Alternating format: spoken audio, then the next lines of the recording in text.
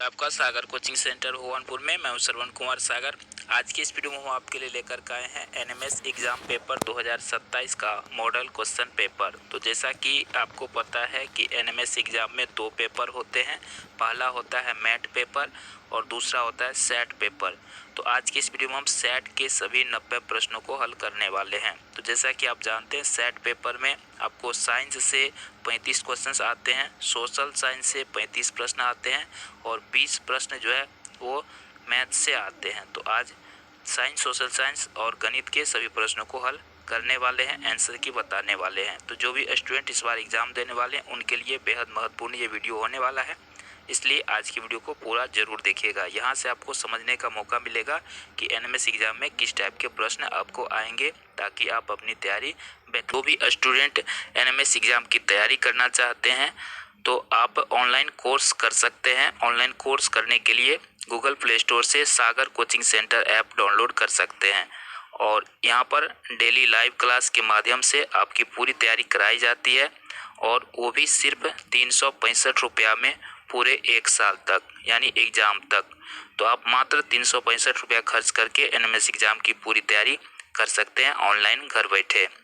तो app download कर लीजिए गूगल प्ले स्टोर से सागर कोचिंग सेंटर ऐप। चलिए यहाँ पर हम साइंस से शुरू करते हैं। पहला है भौतिक विज्ञान से। देखिए यहाँ प्रश्न है, सूर्य के सबसे निकट का ग्रह है, ठीक है, nearest planet of the sun is, तो कौन सा हो जाएगा? Venus, Mercury, Jupiter, earth. तो अगर कमेंट में जरूर लिखिएगा। देखिए सबसे निकट, सूर्य के परिवार में कितने ग्रह हैं? टोटल 8 ग्रह हैं और यहाँ सबसे निकट, निकट मतलब क्या? नजदीक। तो सबसे नजदीक में कौन होता है? बुध ग्रह होता है। तो यहाँ पे मरकरी यानी दूसरा ऑप्शन सही होगा। क्वेश्चन पेपर में इसी तरह से हिंदी इंग्लिश दोनों में दिया रहता है, तो आप जो भी भाषा समझते हैं उसमें आंसर दे सकते हैं। दूसरा प्रश्न है, एक वस्तु 10 सेकेंड में 20 कंपन करती है, उसका आवर्त काल होगा।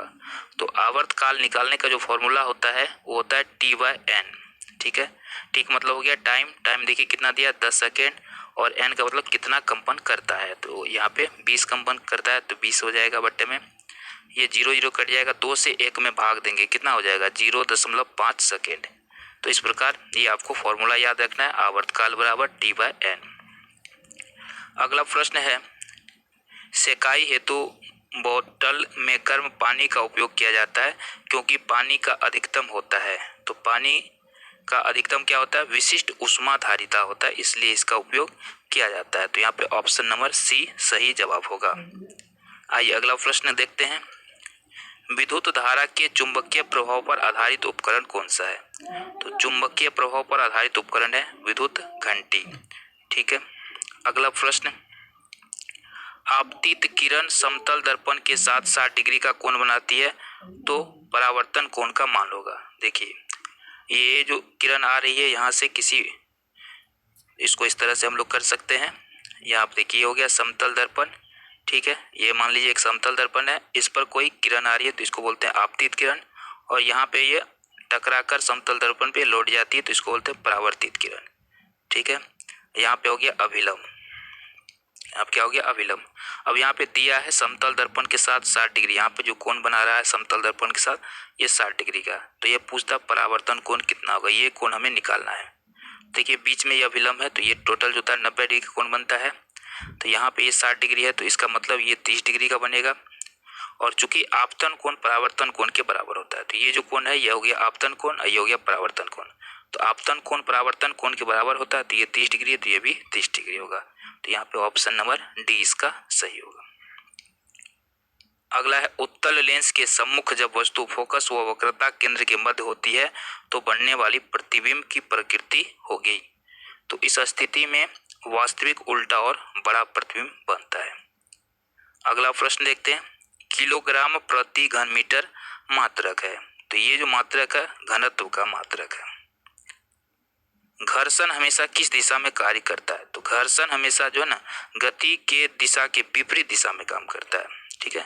जैसे कोई वस्तु में यहाँ पे अगर गेंद इस पर लुढ़क रहा है ना, तो गेंद को घर्षण बल क्या करता है? इसके गति को कम करने का प्रयास करता है, विपरीत दिशा में हमेशा काम करेगा। तो बी ऑप्शन सही है। निम्न में अनवीकरणीय स्रोत कौन सा है?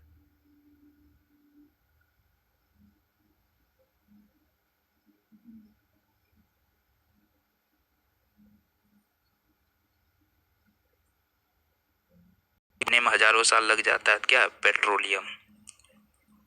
अगला प्रश्न है, वस्तु को आवेशित किया जा सकता है?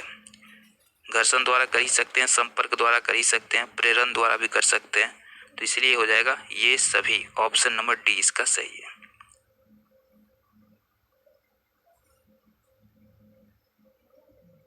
विद्युत अपघटन होता है तो ये कौन सा होता है? तनु सल्फ्यूरिक अम्ल होता है। बी ऑप्शन यहाँ पर सही होगा।